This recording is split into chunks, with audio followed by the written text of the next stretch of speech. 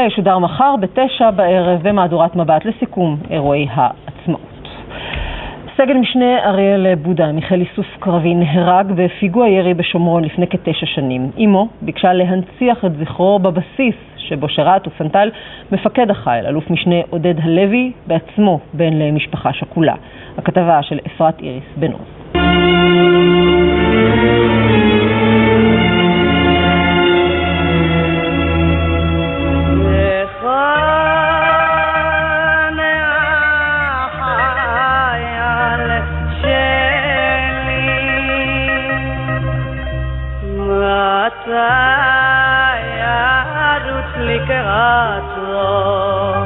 הוא תרם הרבה בחיים שלו הקצרים.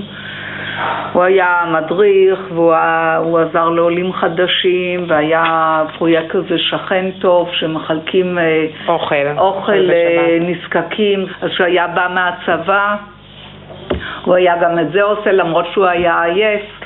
הוא קיבל חופש מיוחד מהמפקד שלו לנסוע לשבת מחזור במעלה אפרים, ואז קרה אסון. נסעו 4 חבר'ה באוטו של אחד מהם, ומבחינתנו הכל היה רגיל. ואז בעצם מה שקרה זה שעוד לפני שהודיעו לנו באופן רשמי, קיבלנו טלפון מאח שלי הצעיר ליאור, שככה זה גלגל, חבר שלו למד במכינה והוא עבר במקום והוא ראה שאריאל נפגע. אז הוא התקשר אליו ואמר לו, תשמע, אח שלך נפגע בפיגוע. אז ככה בעצם קיבלנו את הידיעה על זה. 9 חודשים נאבק סגן משנה אריאל בודה על חייו, אבל הפציעה הקשה מפיגוע ירי בשומרון הכריעה אותו. בתל אביב הובא לפני הצהריים למנוחות סגן משנה אריאל בודה, בן 21, שמת אתמול מפצעים שנפצע לפני 9 חודשים בפיגוע ירי בשומרון. וזה נמשך 9 חודשים. נכון.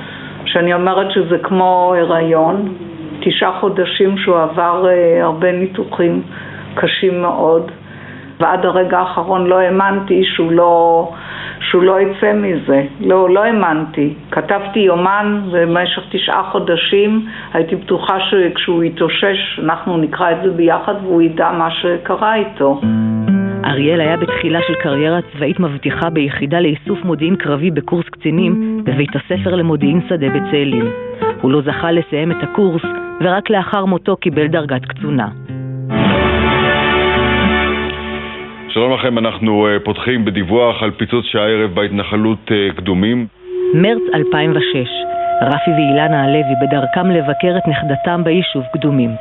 כהרגלם הם אוספים טרמפיסטים. אחד מהם מחבל מתאבד מחופש לחרדי. דקות ספורות לפני הכניסה ליישוב התפוצץ המחבל וכל יושבי הרכב נהרגו.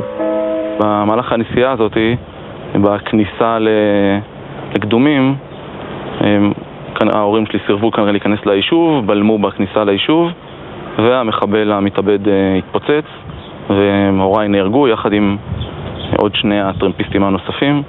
אני זוכר את התחושה בתור מג"ד, שאתה נלחם כל היום בטרור, לפעמים הטרור הוא לא מגיע מהחזית, אלא הוא מגיע בכלל מהעורף, כמו שכל המדינה ככה קצת חובה, אלא מהעורף האישי, וכן, וגם העורף האישי שלי, הוא היה ההורים.